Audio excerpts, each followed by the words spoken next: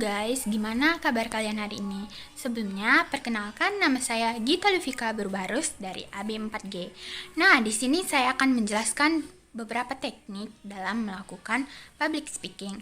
Yang pertama itu ada teknik pernapasan 748 saat kita merasa gugup. Yang kedua itu ada teknik artikulasi. Yang ketiga itu ada tongue twister. Yang keempat itu teknik berbicara di depan cermin. Nah, ikuti video selanjutnya ya. Bye-bye. Nah, teknik yang pertama itu teknik pernapasan saat kita merasa gugup di depan publik, yang dimana 7, 4, dan 8.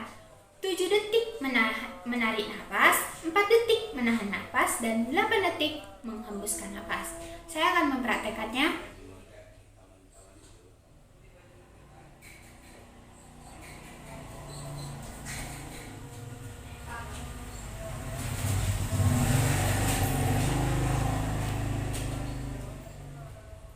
Nah, setelah melakukan teknik pernapasan ini, kita akan menjadi rileks dan kita dapat melanjutkan berbicara di depan publik. Yang kedua adalah teknik artikulasi, yang dimana melatih cara bicara kita agar mudah dipahami oleh pendengar. Yang pertama, Pataka Bagada, yang kedua, Pitiki Bigidi, yang ketiga, Putuku Bugudu, yang keempat, PTK BGD, dan yang terakhir adalah Potoko Bugodo. Nah, teknik yang ketiga itu adalah teknik tongue twister, yang dimana untuk melatih otot mulut dan lidah dalam berbicara. Kalimat yang pertama itu adalah ular melingkar di pagar Pak Umar. Yang kedua, kucing kuningku kencing di kunci-kunciku. Yang ketiga, Rika tarik-tarik rok Rina, Rina tarik-tarik rok Rika. Yang keempat, keledai makan kedelai di kedai. Yang kelima adalah kuku kaki kakekku, kaku kuku kaki kakekku. Nah, teman-teman, ini adalah teknik keempat, yang dimana berbicara di depan cermin dengan judul I Have a Dream dari Martin Luther King Jr.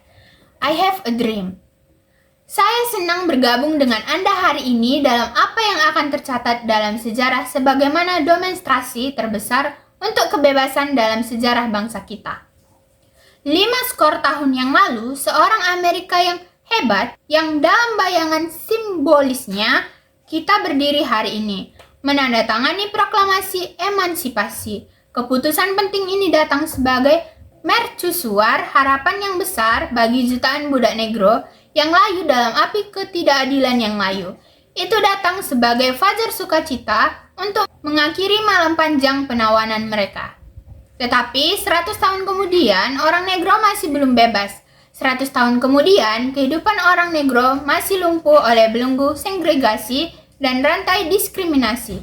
100 tahun kemudian, orang negro hidup di sebuah pulau kesepian yang miskin di tengah lautan luas kemakmuran material. 100 tahun kemudian, orang negro masih layu di sudut-sudut masyarakat Amerika dan mendapati dirinya diasingkan di tanahnya sendiri. Jadi, kita datang ke sini hari ini untuk mendramatisir kondisi yang memalukan. Dalam arti tertentu, kita telah datang ke ibu kota bangsa kita untuk mencairkan cek. Ketika arsitek republik kita menulis kata-kata indah konstitusi dan deklarasi kemerdekaan, mereka menandatangani surat promes yang setiap orang Amerika akan jatuh warisannya. Catatan ini adalah janji bahwa semua orang, ya, pria kulit hitam serta pria kulit putih, akan dijamin hak-hak, hidup, kemerdekaan, dan pengejaran kebahagiaan. Hari ini jelas bahwa Amerika telah gagal untuk menghormati surat promes ini sejauh menyangkut warga negara kulit berwarna. Alih-alih menghormati kewajiban suci ini, Amerika telah memberikan orang negro cek buruk, cek yang telah dikembalikan bertanda dana tidak mencukupi. Tetapi kita menolak untuk percaya bahwa bank keadilan bangkrut. Kita menolak untuk percaya bahwa tidak ada cukup dana di brankas kesempatan bangsa ini. Jadi, kita telah datang untuk mencairkan cek ini. Cek yang akan memberikan kita kekayaan, permintaan keadilan, dan keamanan kebebasan. Kita juga datang ke tempat suci ini untuk mengingatkan Amerika akan urgensi yang sangat sengit saat ini. Itu bukan waktunya untuk terlibat dalam kemewahan pendinginan atau obat penenang bertahap. Sekaranglah waktunya untuk mewujudkan janji-janji demokrasi. Sekaranglah waktunya untuk bangkit dari lembah gelap dan sunyi segregasi ke jalan yang diterangi matahari dari keadilan rasial. Sekaranglah waktunya untuk mengangkat bangsa kita dari pasir hisap ketidakadilan rasial ke batu padat persaudaraan. Sekaranglah waktunya untuk membuat keadilan menjadi kenyataan bagi semua anak Tuhan. Akan berakibat fatal bagi bangsa untuk mengakibatkan urgensi saat ini. Musim panas yang terik dari ketidakpuasan sah negro tidak akan berlaku sampai ada musim gugur yang menyegarkan dari kebebasan dan kesetaraan. 1963 bukanlah akhir, tapi permulaan. Mereka yang berharap bahwa orang negro perlu melampiaskan kemarahan dan kemudian akan puas akan mengalami kejutan kasar jika bangsa ini kembali ke bisnis seperti biasa. Tidak akan ada istirahat atau ketenangan di Amerika sampai orang negro diberikan hak kewarganegaraan mereka. Badai pemberontakan akan mengguncang fondasi bangsa kita sampai hari cerah keadilan muncul. Ada sesuatu yang harus saya katakan kepada orang-orang saya yang berdiri di ambang pintu hangat yang mengarah ke istana keadilan dalam proses mendapatkan tempat yang selayaknya. Kita tidak boleh bersalah atas tindakan yang salah. Janganlah kita berusaha memuaskan dahaga kebebasan kita dengan meminum dari cangkir kepahitan dan kebencian. Kita harus selalu melakukan perjuangan kita di dataran tinggi, martabat dan disiplin. Kita tidak boleh membiarkan protes kreatif kita merosot menjadi kekerasan fisik. Sekali lagi, kita harus bangkit ke ketinggian megah untuk memenuhi kekuatan fisik dengan kekuatan jiwa.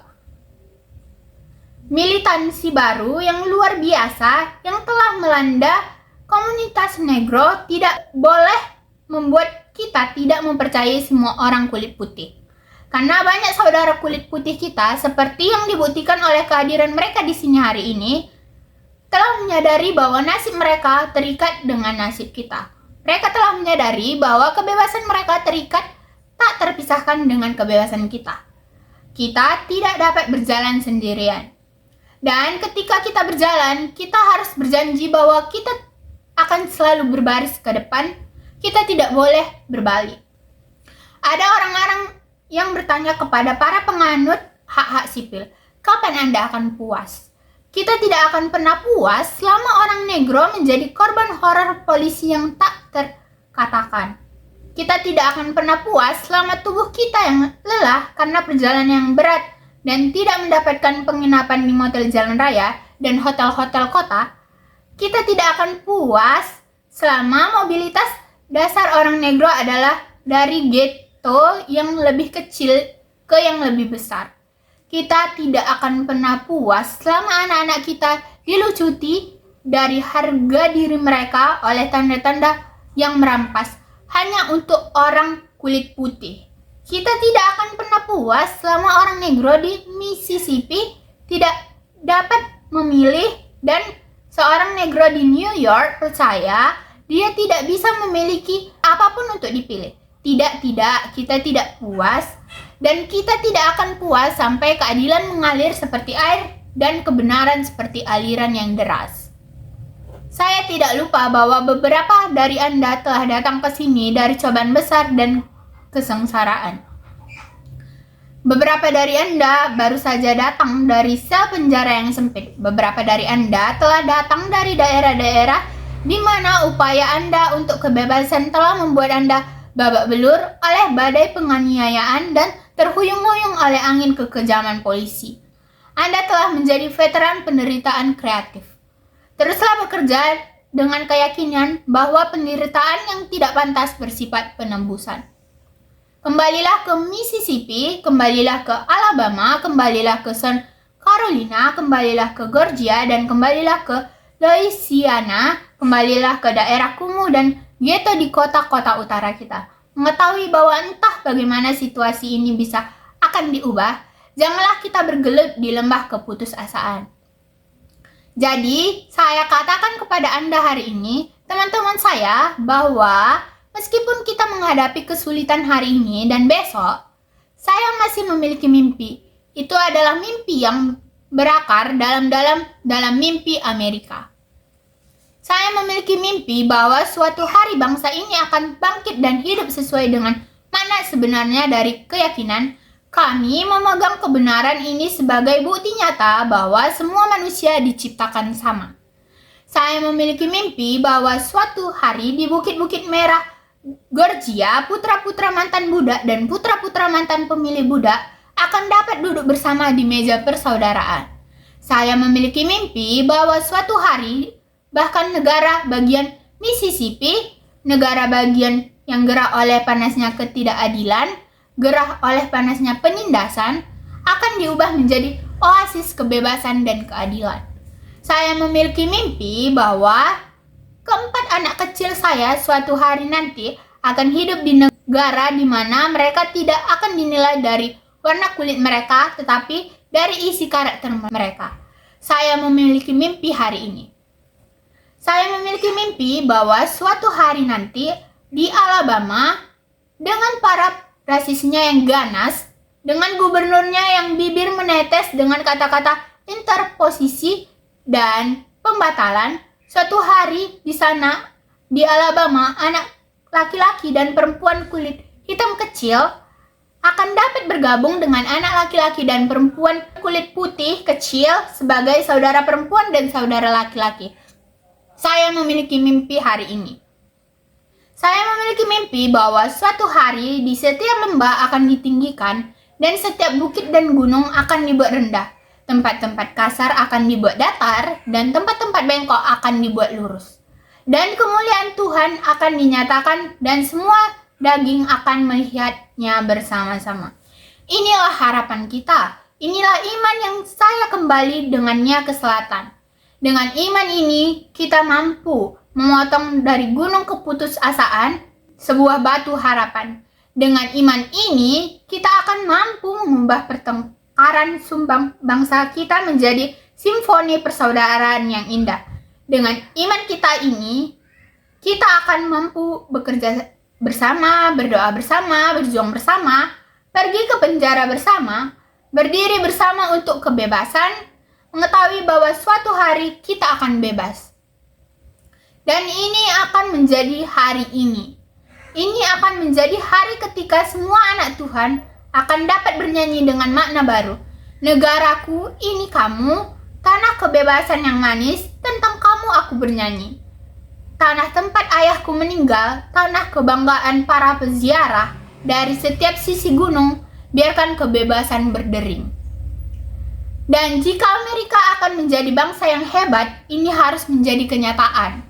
Jadi, biarkan kebebasan berdering dari puncak bukit New Hampshire yang luar biasa. Biarkan kebebasan berdering dari gunung-gunung perkasa New York. Biarkan kebebasan berdering dari ketinggian yang mempercepat Allegheny, Pennsylvania. Biarkan kebebasan berdering dari ketinggian yang mempercepat Allegheny, Pennsylvania. Biarkan kebebasan berdering dari puncak berbatu Colorado yang melengkung. Biarkan kebebasan berdering dari tanjakan berbukit California. Tetapi tidak hanya itu, biarkan kebebasan berdering dari Stone Mountain of Georgia. Biarkan kebebasan berdering dari Lookout Mountain, Tennessee. Biarkan kebebasan berdering dari setiap bukit dan gundukan Mohel, Mississippi, dari setiap sisi. Sekian teknik presentasi berbicara di depan cermin dari saya, Gita Lufika Berbarus. Pamit undur diri, bye-bye.